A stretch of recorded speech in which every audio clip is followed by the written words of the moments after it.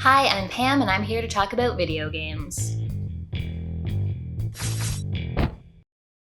Game Pass is where I've done a lot of my gaming over the past few years, so it's time to make some recommendations of some selections that are currently available that I think are worth checking out.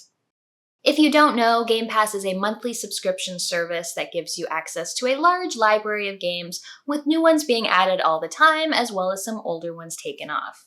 Here are 7 games that I've played that I think may interest you. They can all be played either on your Xbox console or PC and are available as of August 2023. Tinykin is a 3D platformer that focuses on puzzle solving and collecting. It was developed by Splash Team and released in 2022. You play a tiny little guy exploring a new world. You go through a series of house-based levels filled with objects much larger than you. A garden, a kitchen, an attic.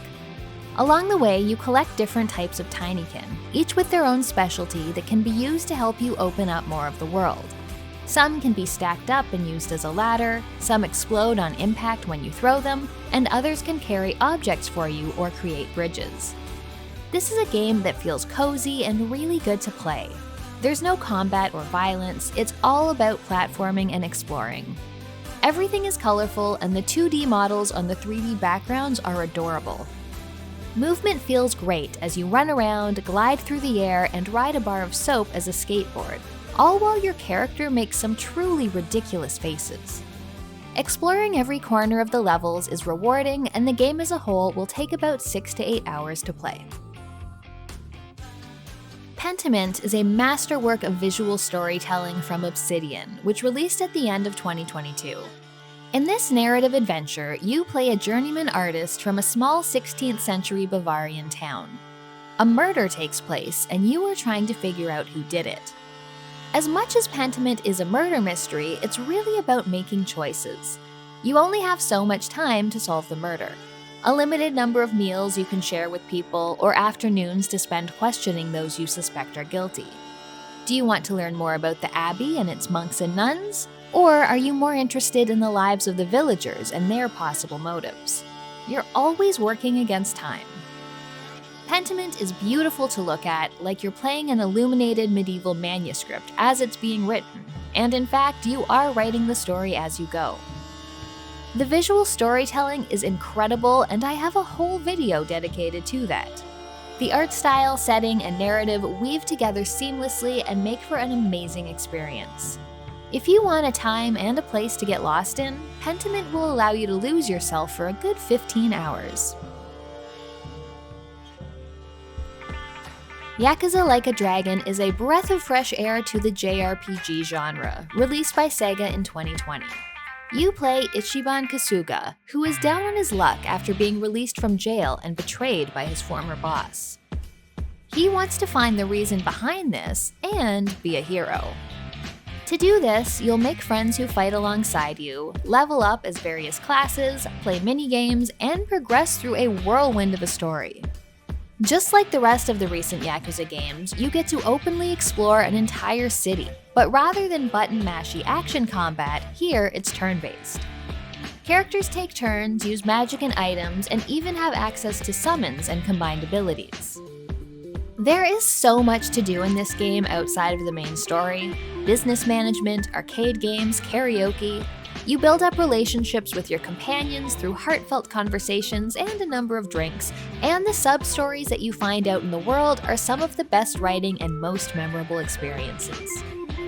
There's so much to find in this game, whether it be new gear and abilities or ridiculous and interesting characters to get to know.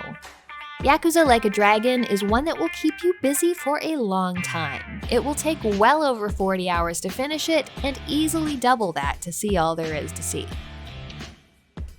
Just recently added to Game Pass, Broforce Forever is an expansion to the original Broforce that was released by Free Lives in 2015. Broforce is a 2D run-and-gun that celebrates and mocks the hyperbolic machismo of 80s American action movies. You get to play characters like Rambro, the Boondock Bros, and Ellen Ripbro. You go through each pixelated level shooting bad guys, destroying the environment, and trying not to get killed. It is pretty easy to get killed by bullets and the explosions around you. You change characters often as you release prisoners or die. Each time, the new bro is announced in the most over-the-top way. Best of all, Broforce can be played co-op with up to 4 players. This makes things fun and also incredibly hectic, as it can be easy to lose track of yourself and end up in the line of fire or being crushed by falling platforms. This is a great choice if you want some over-the-top, arcadey fun. The expansion adds new missions and new bros, and the whole campaign can take around 10 hours. Return to Monkey Island was developed by Terrible Toybox and released in 2022. This game had a big legacy to live up to and continue, being a follow-up to some of the best adventure games ever made. It builds off everything from previously in the series while offering some great modern touches. With a framing device set years after the original events, Guybrush Threepwood is telling a story of the time he went back to find out once and for all what the secret of Monkey Island really is. The game brings back familiar characters and introduces new ones. The writing is great, both amusing and ridiculous, while also being balanced with some very earnest and heartfelt moments. Mechanically, there are also some great additions that I think every adventure game should have now. A to-do list keeps track of what you're supposed to be doing, a gradual hint system gives you a nudge in the right direction without giving everything away. The game even does a little recap when you come back to playing it after a bit. If you're looking for a silly adventure game with fun puzzles that's also full of heart, Return to Monkey Island is a great choice. It'll take about 10 hours to complete.